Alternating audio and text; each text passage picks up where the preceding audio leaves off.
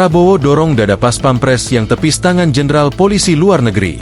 Salah seorang anggota pasukan pengamanan Presiden, Pas Pampres, ditegur oleh Presiden Prabowo Subianto dalam pembukaan pameran Indo Defense 2025 di G-Expo Kemayoran, Jakarta Pusat, Rabu, 11 Juni 2025. Awalnya, Prabowo sedang berkeliling booth atau gerai milik perusahaan industri pertahanan asal Turki. Saat Prabowo berhenti di salah satu gerai, ia berdiskusi dengan beberapa jenderal polisi dari luar negeri. Sesudah berbincang singkat, mereka pun hendak berfoto bersama. Salah seorang jenderal polisi itu hendak merangkul Prabowo. Namun, belum sempat merangkul kepala negara, tangannya langsung ditepis oleh salah seorang Pas Pampres. Melihat hal tersebut, Presiden Prabowo menegur anggota Pas Pampres itu dengan mendorongnya. Sesudah itu, anggota Pas Pampres tersebut tampak menunjukkan gestur meminta maaf kepada Prabowo dengan menundukkan kepala.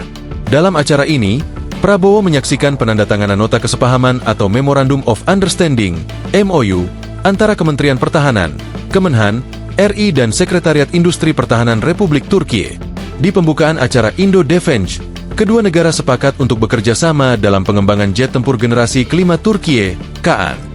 Momen penandatanganan MOU ini disaksikan langsung oleh Presiden RI Prabowo Subianto. Adapun nota kesepahaman tersebut diteken oleh Menteri Pertahanan Jafri Syamsuddin dan Sekretaris Industri Pertahanan, Safun Masanai Baskanligi SSB, Turki, Haluk Gorgun. Download Tribun X sekarang, menghadirkan lokal menjadi Indonesia.